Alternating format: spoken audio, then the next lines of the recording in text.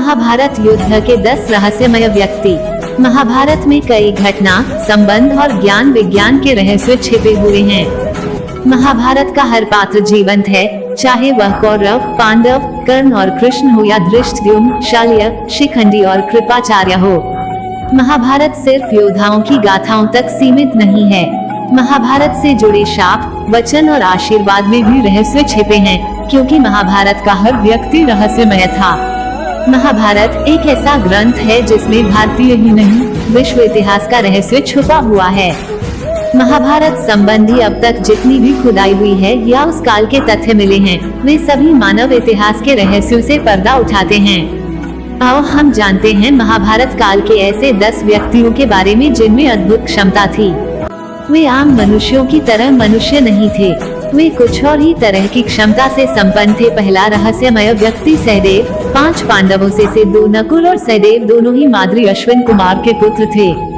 सहदेव भविष्य में होने वाली हर घटना को पहले से ही जान लेते थे। वे जानते थे कि महाभारत होने वाली है और कौन किसको मारेगा और कौन विजयी होगा। लेकिन भगवान कृष्ण ने उसे शाप दिया था कि अगर वह इस बारे में लोगों को बताएगा तो उसकी मृत्यु हो जाएगी। कैसे मिली शक्ति? सहदेव के धर्मपिता पांडु बहुत ही ज्ञानी थे। उनकी अंतिम इच्छा थी कि उनके 5 बेटे उनके मृत शरीर को खाएं ताकि उन्होंने जो ज्ञान अर्जित किया है वो उनके पुत्रों में चला जाए। सिर्फ सहदेव ने ही हिम्मत दिखाकर पिता की इच्छा का पालन किया। उन्होंने पिता के मस्तिष्क के 3 हिस्से खाए। पहले टुकड़े को खाते ही सहदेव को इतिहास का ज्ञान हुआ, दूसरे टुकड़े को खाने से वर्तमान का और तीसरे टुकड़े को खाते ही वे भविष्य को देखने लगे। इस तरह वे त्रिकालज्ञ बन गए। दूसरा रहस्यमय व्यक्ति बर्बरीक। बर्बरीक दुनिया का सर्वश्रेष्ठ धनुर्धर थे। बर्बरीक के लिए 3 बाण ही काफी थे, जिसके बल पर वे कौरवों और पांडवों की पूरी सेना को समाप्त कर सकते थे। युद्ध के मैदान में भीम पौत्र बर्बरीक दोनों खेमों के मध्य बिंदु एक पीपल के वृक्ष के नीचे खड़े हो गए और यह घोषणा कर डाली कि मैं उस पक्ष की तरफ से लड़ूंगा जो हार रहा होगा। बर्बरीक की इस घोषणा से कृष्ण चिंतित हो गए। भीम के पौत्र बर्बरीक के समक्ष जब अर्जुन तथा भगवान श्री कृष्ण उसकी वीरता का चमत्कार देखने के लिए उपस्थित हुए, तब बर्बरीक ने अपनी वीरता का छोटा सा नमूना मात्र ही दिखाया। कृष्ण ने कहा कि यह जो वृक्ष है इसके सारे पत्तों को एक ही तीर से छेद दो तो मैं मान जाऊंगा। बर्बरीक ने आज्ञा लेकर तीर को वृक्ष की ओर छोड़ दिया। जब तीर एक एक कर सारे पत्तों को छेदता जा रहा था, उसी दौरान एक पत्ता टूटकर नीचे गिर पड़ा। कृष्ण ने उस पत्ते पर यह सोचकर पैर रखकर उसे छुपा लिया कि यह छेद होने से बच जाएगा, लेकिन सभी पत्तों को छेदता हुआ वह तीर कृष्ण के पैरों के पास आकर रुक गया। तब बर्बरीक ने कहा कि प्रभु, आपके पैर के नीचे एक पत्ता दबा है, कृपया पैर हटा लीजिए, क्योंकि मैंने तीर को सिर्फ पत्तों को छेदने की आज्ञा दे रखी है, आपके पैर को छेदने की नहीं। उसके इस चमत्कार को देखकर कृष्ण चिंतित हो गए। भगवान श्री कृष्ण यह बात जानते थे कि बर्बरीक प्रतिज्ञावश हारने वाले का साथ देगा। यदि कौरव हारते हुए नजर आए तो फिर पांडवों के लिए संकट खड़ा हो जाएगा, और यदि जब पांडव बर्बरीक के सामने हारते नजर आए तो फिर वह पांडवों का साथ देगा। इस तरह वह दोनों ओर की सेना को एक ही तीर से खत्म कर देगा। तब भगवान श्री कृष्ण ब्राह्मण का भेष बनाकर सुबह बर्बरीक के शिविर के द्वार पर पहुंच गए और दान मांगने लगे। बर्बरीक ने कहा, मांगो ब्राह्मण, क्या चाहिए? ब्राह्मण रूपी कृष्ण ने कहा कि तुम दे न सकोगे। लेकिन बर्बरीक कृष्ण के जाल में फंस गए और कृष्ण ने उससे उसका शीश मांग लिया। बर्बरीक द्वारा अपने पितामह पांडवों की विजय हेतु स्वेच्छा के साथ शीशदान कर दिया गया। बर्बरीक के इस बलिदान को देखकर दान के पश्चात श्री कृष्ण ने बर्बरीक को कलियुग में स्वयं के नाम से पूजित होने का वर दिया। आज बर्बरीक को खाटू श्याम के नाम से पूजा जाता है। जहाँ कृष्ण ने उसका शीश रखा था उस स्थान का नाम खाटू है। तीसरा रहस्यमय व्यक्ति संजय। महाभारत युद्ध में संजय के बारे में सभी जानते हैं। संजय के पिता बुनकर थे, इसलिए उन्हें सूतपुत्र माना जाता था। उनके पिता का नाम गावल्यगण था। उन्होंने महर्षि वेदव्यास से दीक्षा लेकर ब्राह्मणत्व ग्रहण किया था। वेदादि विद्याओं का अध्ययन करके वे धृतराष्ट्र की राजसभा के सम्मानित मंत्री बन गए थे। आज के दृष्टिकोण से वे टेलीपैथिक विद्या में पारंगत थे। कहते हैं कि गीता का उपदेश 2 लोगों ने सुना, एक अर्जुन और दूसरा संजय। यही नहीं, देवताओं के लिए दुर्लभ विश्वरूप तथा चतुर्भुज रूप का दर्शन भी सिर्फ इन 2 लोगों ने ही किया था। संजय अपनी स्पष्टवादिता के लिए प्रसिद्ध थे। वे धृतराष्ट्र को सही सलाह देते रहते थे। एक ओर वे जहां शकुनी की कुटिलता के बारे में सजग करते थे, तो दूसरी ओर वे दुर्योधन द्वारा पांडवों के साथ किए जाने वाले असहिष्णु व्यवहार के प्रति भी धृतराष्ट्र को अवगत कराकर चेताते रहते थे। वे धृतराष्ट्र के संदेशवाहक भी थे। संजय को दिव्य दृष्टि प्राप्त थी, अतः वे युद्ध क्षेत्र का समस्त दृश्य महल में बैठे ही देख सकते थे। नेत्रहीन धृतराष्ट्र ने महाभारत युद्ध का प्रत्येक अंश उनकी वाणी से सुना। धृतराष्ट्र को युद्ध का सजीव वर्णन सुनाने के लिए ही व्यास मुनि ने संजय को दिव्य दृष्टि प्रदान की थी। महाभारत युद्ध के पश्चात अनेक वर्षों तक संजय युधिष्ठिर के राज्य में रहे। इसके पश्चात धृतराष्ट्र, गांधारी और कुंती के साथ उन्होंने भी संन्यास ले लिया था।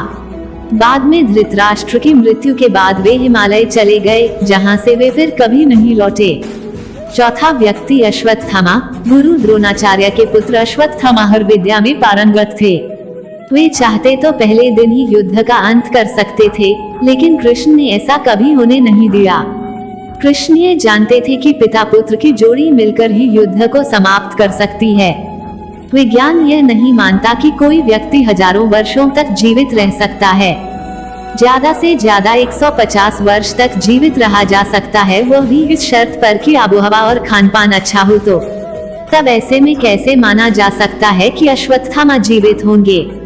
लेकिन यह सत्य है कि अश्वत्थामा आज भी जीवित है। क्यों जीवित हैं अश्वत्थामा? महाभारत के युद्ध में अश्वत्थामा ने ब्रह्मास्त्र छोड़ दिया था, जिसके चलते लाखों लोग मारे गए थे। अश्वत्थामा के इस कृत्य से कृष्ण क्रोधित हो गए थे और उन्होंने अश्वत्थामा को शाप दिया था कि तू इतने वधों का पाप ढोता हुआ 3000 वर्ष तक निर्जन स्थानों में भटकेगा। तेरे शरीर से सदैव रक्त की दुर्गंध निस्सृत होती रहेगी। तू अनेक रोगों से पीड़ित रहेगा। व्यास ने श्री कृष्ण के वचनों का अनुमोदन किया। कहते हैं कि अश्वत्थामा इस शाप के बाद रेगिस्तानी इलाके में चला गया था और वहां रहने लगा था। कुछ लोग मानते हैं कि वो अरब चला गया था। उत्तर प्रदेश में प्रचलित मान्यता अनुसार अरब जाकर में उसने कृष्ण और पांडवों के धर्म को नष्ट करने की प्रतिज्ञा ली थी। पांचवा व्यक्ति कवच कुंडलधारी कर्ण।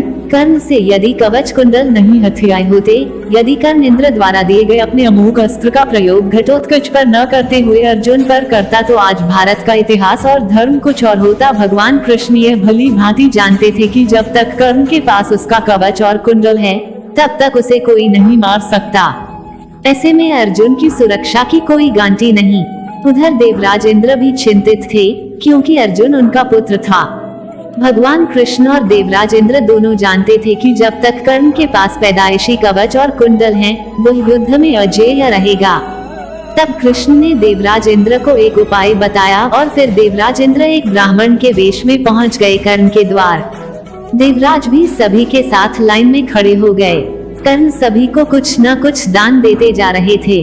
बाद में जब देवराज का नंबर आया तो दानी कर्ण ने पूछा, विप्रवर आज्ञा कीजिए, किस वस्तु की अभिलाषा लेकर आए हैं? विप्र बने इंद्र ने कहा, हे महाराज, मैं बहुत दूर से आपकी प्रसिद्धि सुनकर आया हूँ।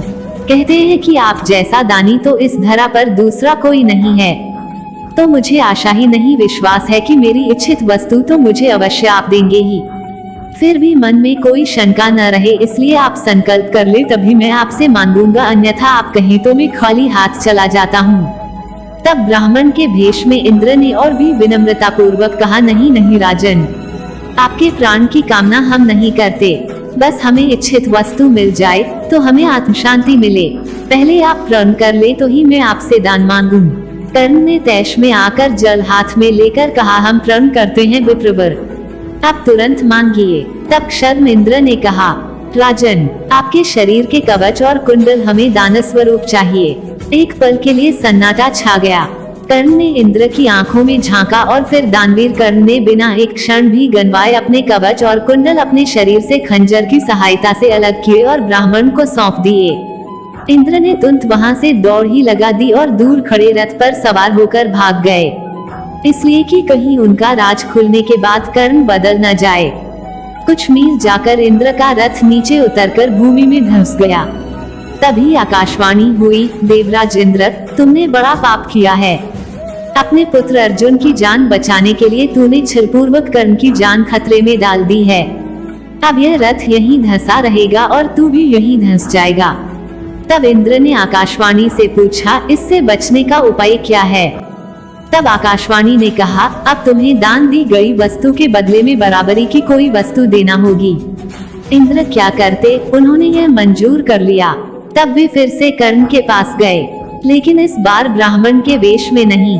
कर्ण ने उन्हें आता देखकर कहा, देवराज आदेश करिए और क्या चाहिए? इंद्र ने झेपते हुए कहा, हे दानवीर कर्ण, अब मैं याचक नहीं हूँ बल्कि आपको कुछ देना चाहता हूँ। कवच कुंडल को छोड़कर मांग लीजिए, आपको जो कुछ भी मांगना हो। कर्ण ने कहा, देवराज मैंने आज तक कभी किसी से कुछ नहीं मांगा और न ही मुझे कुछ चाहिए। कर्ण सिर्फ दान देना जानता है, लेना नहीं। तब इंद्र ने विनम्रता पूर्वक कहा, महाराज कर्ण, आपको कुछ तो मांगना ही पड़ेगा, अन्यथा मेरा रथ और मैं यहाँ से नहीं जा सकता हूँ। आप कुछ मांगेंगे तो मुझ पर बड़ी कृपा होगी। आप जो भी मांगेंगे मैं देने को तैयार हूँ। कर्ण ने कहा, देवराज आप कितना ही प्रयत्न कीजिए, लेकिन मैं सिर्फ दान देना जानता हूँ, लेना नहीं। मैंने जीवन में कभी कोई दान नहीं लिया। तब लाचार इंद्र ने कहा, मैं यह वज्ररूपी शक्ति आपको बदले में देकर जा रहा हूँ। तुम इसको जिसके ऊपर भी चला दोगे वो बच नहीं पाएगा। भले ही साक्षात काल के ऊपर ही चला देना, लेकिन इसका प्रयोग सिर्फ एक बार ही कर पाओगे। कर्ण कुछ कहते उसके पहले ही देवराज वह वज्र शक्ति वहां रखकर तुरंत भाग लिए। कर्ण के आवाज देने पर भी वे रुके नहीं। बाद में कर्ण को उस वज्र शक्ति को अपने पास मजबूरन रखना पड़ा। लेकिन जैसे ही दुर्योधन को मालूम पड़ा कि कर्ण ने अपने कवच कुंडल दान में दे दिए हैं, तो दुर्योधन को तो चक्कर ही आ गए। उसको हस्तिनापुर का राज्य हाथ से जाता लगने लगा। लेकिन जब उसने सुना कि उसके बदले वज्र शक्ति मिल गई है तो फिर से उसकी जान में जान आई। अब इसे भी कर्ण की गलती नहीं मान सकते, यह उसकी मजबूरी थी। लेकिन उसने यहाँ गलती यह की कि वो इंद्र से कुछ मांग ही लेता। नहीं मांगने की गलती तो गलती ही है। अरे वज्र शक्ति को 3 बार प्रयोग करने की इच्छा ही व्यक्त कर देता। छठा व्यक्ति भीम। कुंती वायु के पुत्र थे भीम, अर्थात पवन पुत्र भीम। भीम में 1000 हाथियों का बल था। युद्ध में भीम से ज्यादा शक्तिशाली उनका पुत्र घटोत्कच ही था। घटोत्कच का पुत्र बर्बरीक था। उन्होंने एक बार अपनी भुजाओं से नर्मदा नदी का प्रवाह रोक दिया था। युद्ध में भीम से ज्यादा शक्तिशाली सिर्फ उनका पुत्र ही था। लेकिन भीम में यह 1000 हाथियों वाला बल कहां से और कैसे आया? यह सभी जानते हैं कि गांधारी का बड़ा पुत्र दुर्योधन और गांधारी का भाई शकुनी कुंती के पुत्रों को मारने के लिए नई नई योजनाएं बनाते थे। इसी योजना के तहत एक बार दुष्ट दुर्योधन ने धोखे से भीम को विष पिलाकर उसे गंगा नदी में फेंक दिया। मूर्छित अवस्था में भीम बहते हुए नागों के लोक पहुंच गए। वहां विषैले नागों ने उन्हें खूब डंसा, जिससे भीम के शरीर का जहर कम होने लगा, यानी जहर से जहर की काट होने लगी। जब भीम की मूर्छा टूटी तब उन्होंने नागों को मारना शुरू कर दिया। यह खबर नागराज वासुकी के पास पहुंची। तब वे स्वयं भीम के पास आए। वासुकी के साथ ही आर्यक नाग ने भीम को पहचान लिया। आर्यक नाग भीम के नाना थे। भीम ने उन्हें अपने गंगा में धोखे से बहा देने का किस्सा सुनाया। यह सुनकर आर्यक नाग ने भीम को हजारों हाथियों का बल प्रदान करने वाले कुंडों का रस पिलाया, जिससे भीम और भी शक्तिशाली हो गए।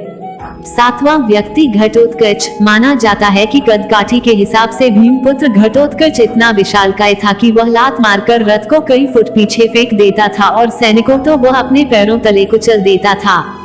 भीम की असुर पत्नी हिडिंबा से घटोत्कच का जन्म हुआ था। भीम पुत्र घटोत्कच का कंकाल मिला।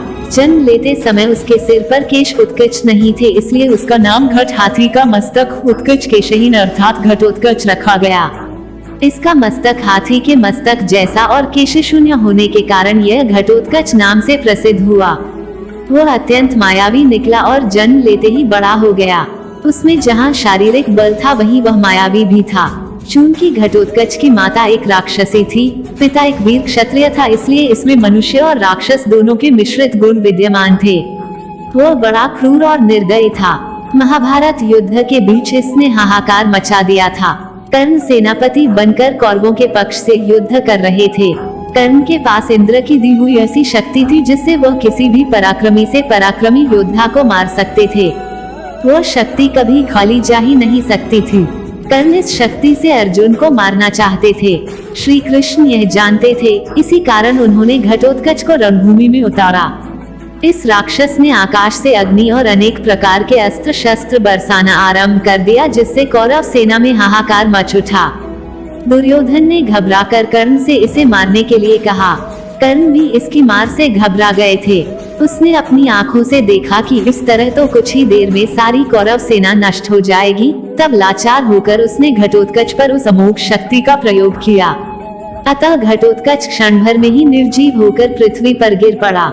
पांडवों को उसकी मृत्यु से दुख हुआ था, लेकिन श्री कृष्ण ने सारी चाल उनको समझाकर उन्हें संतुष्ट कर दिया। 8वां व्यक्ति भीष्म। शांतनु गंगा के पुत्र भीष्म का नाम देवव्रत था।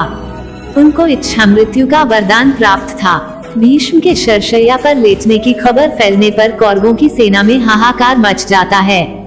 दोनों दलों के सैनिक और सेनापति युद्ध करना छोड़कर भीष्म के पास एकत्र हो जाते हैं। दोनों दलों के राजाओं से भीष्म कहते हैं, राजन्यगण, मेरा सिर नीचे लटक रहा है, मुझे उपयुक्त तकिया चाहिए। उनके एक आदेश पर तमाम राजा और योद्धा मूल्यवान और तरह तरह के तकिए ले आते हैं, किंतु भीष्म उनमें से एक को भी न लेकर मुस्कुराकर कहते हैं कि ये तकिए इस वीर शैया के काम में आने योग्य नहीं है राजन। फिर वे अर्जुन की ओर देखकर कहते हैं, बेटा, तुम तो क्षत्रिय धर्म के विद्वान हो, क्या तुम मुझे उपयुक्त तकिया दे सकते हो? आज्ञा पाते ही अर्जुन ने आंखों में आंसू लिए उनको अभिवादन कर भीष्म को बड़ी तेजी से ऐसे 3 बाण मारे जो उनके ललाट को छेदते हुए पृथ्वी में जा लगे। बस इस तरह सिर को सिरहाना मिल जाता है।